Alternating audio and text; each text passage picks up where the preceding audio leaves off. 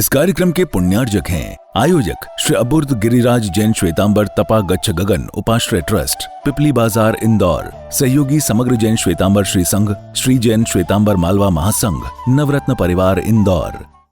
उत्तराध्ययन नाम के आगम के अंदर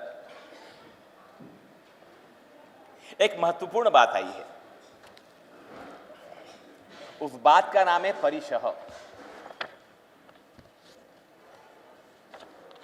परिशः को समझना है, परिशः को समझना है, सुनना है और जानना है।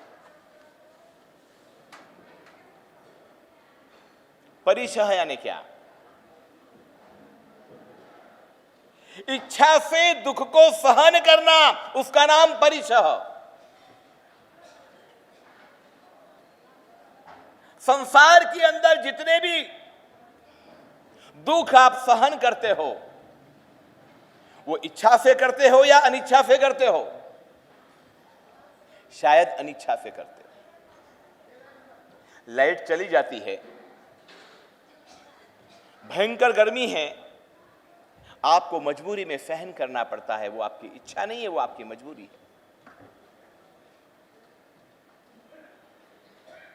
लेकिन जैन शास्त्र ये बोल रहा है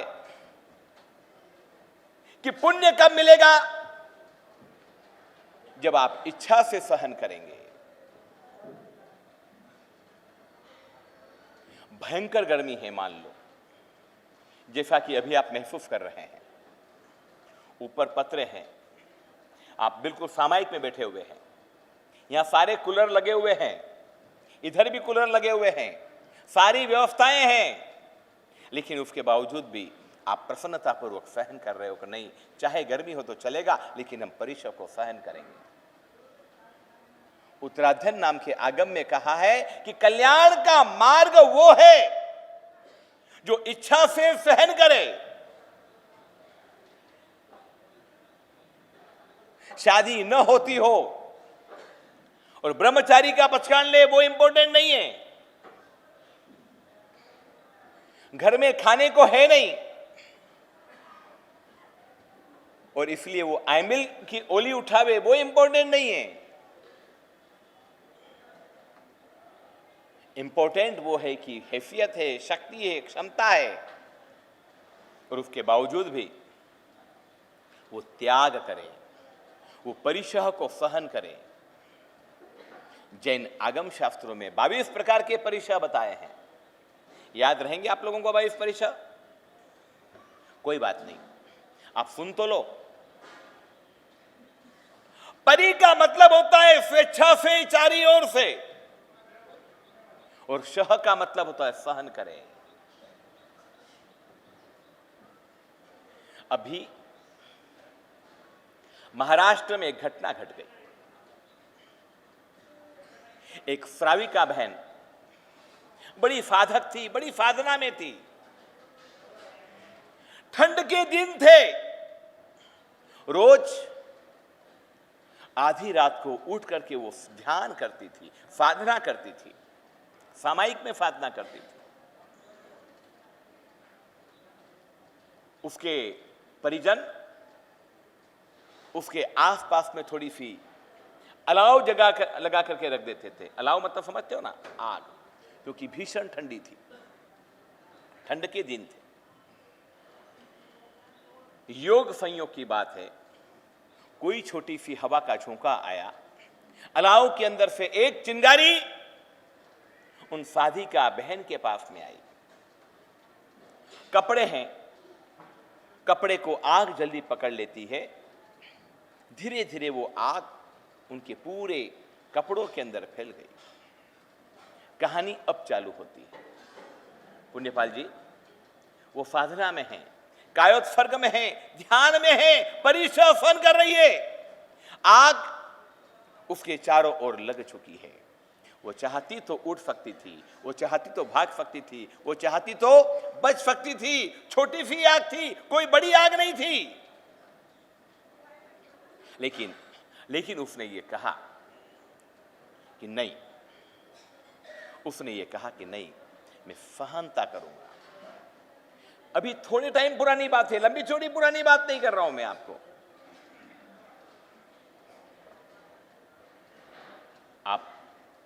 ऐसी ही घटना मध्य प्रदेश के अंदर हुई।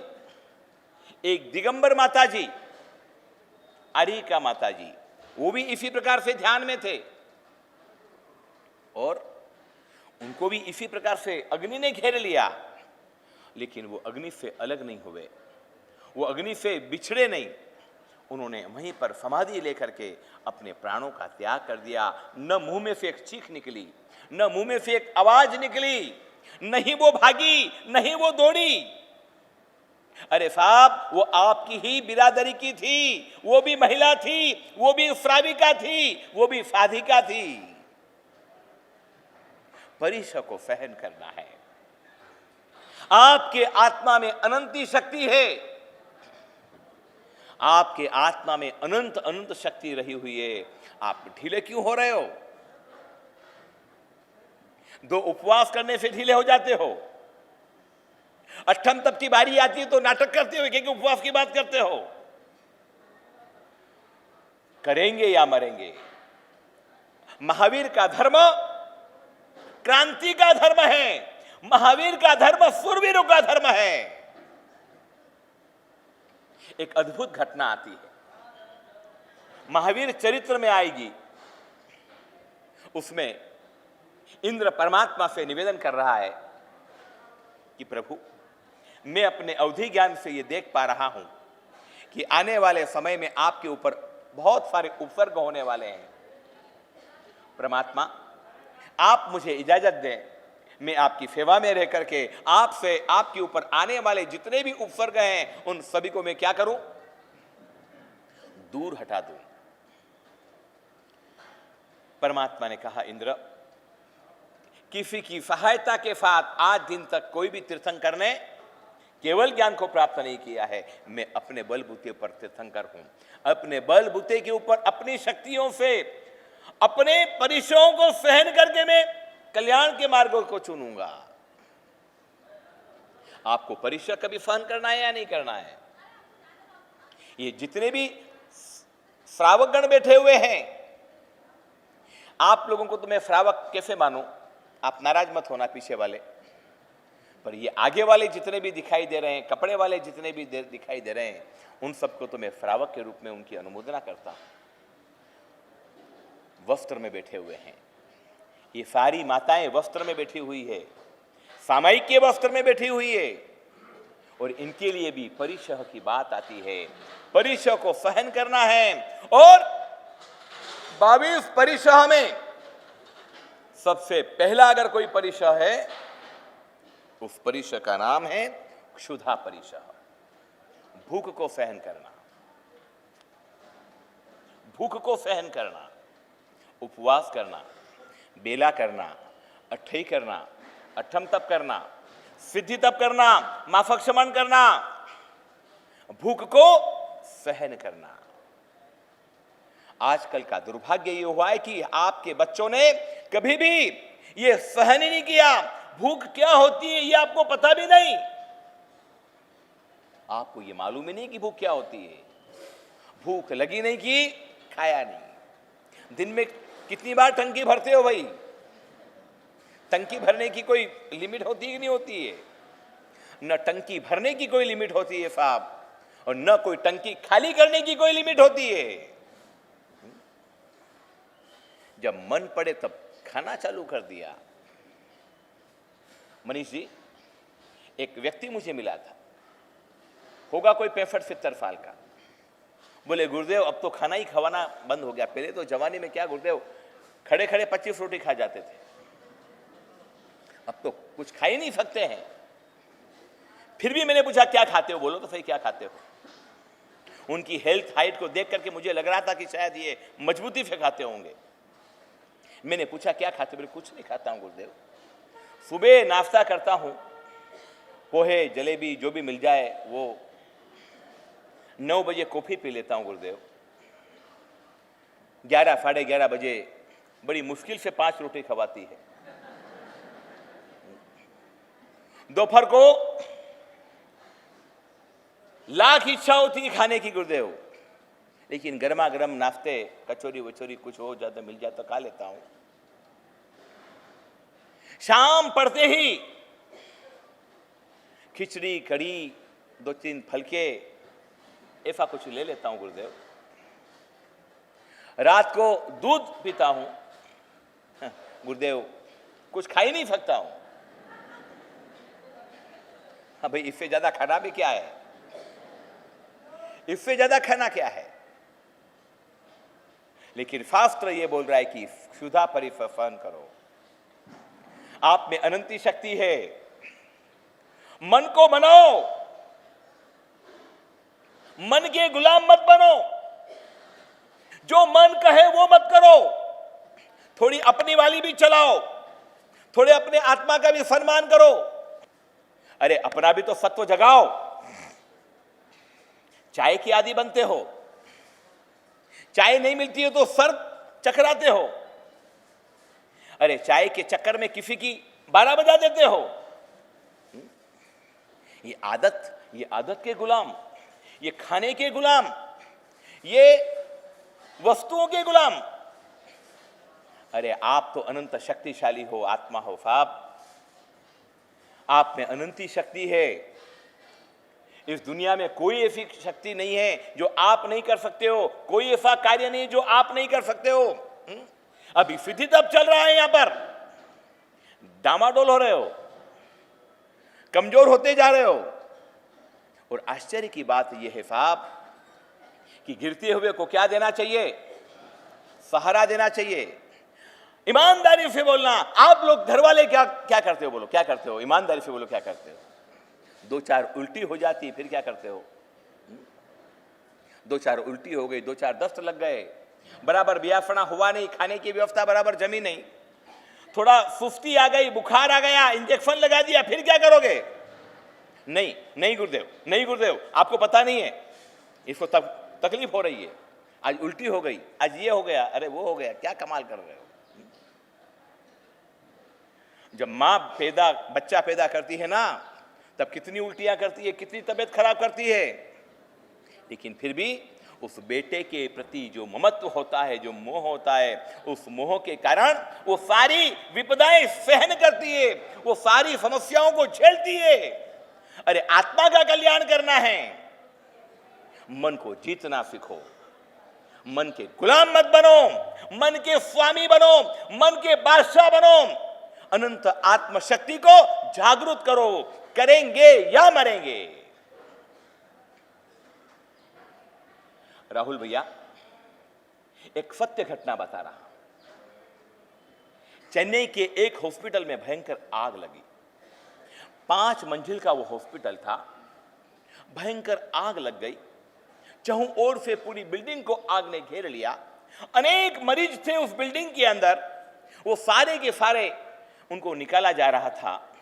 एक बुढ़िया थी जिसको लकवा हो गया था। वैसे तो लकवा आधे शरीर में होता है, लेकिन करीब करीब उस महिला को करीब करीब पूरे अंगों में ही लकवा हो गया था। वो आधे अंग से तो नहीं चल पाती थी, लेकिन दूसरे अंग में भी वो शक्ति नहीं थी। वो करवट भी नहीं ले सकती थी, उठने की तो दूर की बात है। सारे लोग भाग गए थे। उस बुढ़िया के रूम वाले, उसके परिवार भी सबसे पहले मैदान छोड़ के भाग गए थे। और ये बड़ी भागने की बड़ी भयंकर बीमारी है। जब अपने ऊपर आती है बात, तब सबसे पहला व्यक्ति रणछोड़ बनता है। बड़ी बड़ी बातें करवा लो, बड़ी बातें डिंगे हंकवा लो, लेकिन जब खुद के ऊपर बात आती है, तब सबसे पहले वो 9-11 होता है। उसके परिजन सारे भाग गए, सारे डॉक्टर आदि भी भाग गए। आग की बात, कान में लकवा नहीं है, शरीर में लकवा होता है साहब। आंख और कान में लकवा कभी नहीं होता। आंख से वो देख रही थी, कान से वो सुन रही थी, उसको पता चल गया था कि अब मरना तय है। करूं तो करूं क्या? रूम के अंदर बाहर लपटे हैं, थोड़ी देर के अंदर रूम के अंदर आग लग जाएगी। और बाहर शोरगुल हो रहा है, फायर ब्रिगेड की गाड़ी आ रही है। खिड़की खोलनी थी, कैसे भी करके बाहर जाना था। बुढ़िया ने हिम्मत करी, जिसके दोनों पैर खत्म हो चुके हैं, नहीं चल सकती है, लकवा मार चुका है, सीरियस में हालत है जिसकी, वो बुढ़िया खड़ी हुई, जैसे तैसे करके, पूरी हिम्मत करके। जब साफ मौत सामने दिखता है ना, तब अच्छे को होश आ जाता है। अच्छे अच्छे के लकवे ठीक हो जाते हैं। वो बुढ़िया पूरी शक्ति के साथ लौटते हुए थोड़ी पलंग से खिड़की के पास गई, जेफे तेफे करके खिड़की खोली, देखा तो नीचे सब तैयार है। लोग बोल रहे हैं माँ जी कूद जाओ, माता जी कूद जाओ। और आप यकीन करना, मैं सत्य बताना चाहता हूं, वो एक करवट भी नहीं बदलने वाली माँ वो जैसे तैसे करके चढ़ गई, खिड़की के ऊपर चढ़ गई। नीचे फायर ब्रिगेड वाले बिल्कुल तैयार थे और जैसे तैसे करके वो कूदी और लोगों ने झील भी लिया और वो बच भी गई। अभी भी डॉक्टर पूरी कॉन्फ्रेंस कर रहे हैं, अभी भी एक मेडिकल के लिए समस्या है कि एक करवट भी जो नहीं बदल सकती थी महिला, वो कूद करके निकली कैसे। अजी याद रख लो साहब, अगर आपके आत्मा में शक्ति है ना, तो इस दुनिया में इम्पॉसिबल कुछ नहीं है। एक बरसों के पहले हमारा विहार हो रहा था, सत्य घटना बता रहा हूं आपको। तारंगा के साइड में विहार हो रहा था। गुजरात में शेर आदि तो दहाड़ते हैं, पता है आपको। हमारे साथ में एक फाजी जी हमारे साथ थे, नाम तो मैं बोलूंगा नहीं, शायद वो तो इस दुनिया में बचे भी नहीं है, उनका कालधर्म भी हो गया है। एक फाजी जी भगवंत थे, दो ठाणा थे, दोनों की तबीयत बराबर नहीं थी। एक को हार्ट की समस्या थी, दूसरे को दमा की समस्या थी, और बड़ी मुश्किल से 2-3 किलोमीटर 1 घंटे में धीरे धीरे चलते थे। शाम का टाइम था, विहार करीबन 10-12 किलोमीटर का था और थोड़ा वो लेट निकले थे, धीरे धीरे चल रहे थे। अचानक एक शेर की दहाड़ आई, शेर की गर्जना सुनी। फाजी महाराज ने पूछा, महाराज साहब क्या है? मैं क्या कुछ नहीं, चिंता मत करो, नहारे शेर है, शेर है। हाँ कहाँ है? यही घूम रहा है। अब क्या करना, मेरा रास्ता सीधा है, जल्दी पहुंचो, सूर्यास्त के पहले पहुंच जाना। आप यकीन करना मेरी बात पर, जो 2-3 किलोमीटर में हाँप जाते थे, वो फादी जी महाराज ने ईमानदारी से मेरे नजरों की देखी हुई बात है साहब, मेरे पहले वो पहुंच गए। डर तो होता ही है साहब, लेकिन आपकी आत्मा की शक्ति होती है, आपकी आत्मा की ताकत होती है। अपने आप को कमजोर मत समझो, अपने आप को लाचार मत समझो, अपने आप को बेबस मत समझो। अनंती शक्ति आपके भीतर में पड़ी हुई है, आवश्यकता है उसको जागरूक करने की। इस कार्यक्रम के पुण्यार्जक थे आयोजक श्री अबुर्द गिरिराज जैन श्वेतांबर तपा गच्छ गगन उपाश्रय ट्रस्ट, पिपली बाजार इंदौर। सहयोगी समग्र जैन श्वेतांबर श्री संघ, श्री जैन श्वेतांबर मालवा महासंघ, नवरत्न परिवार इंदौर।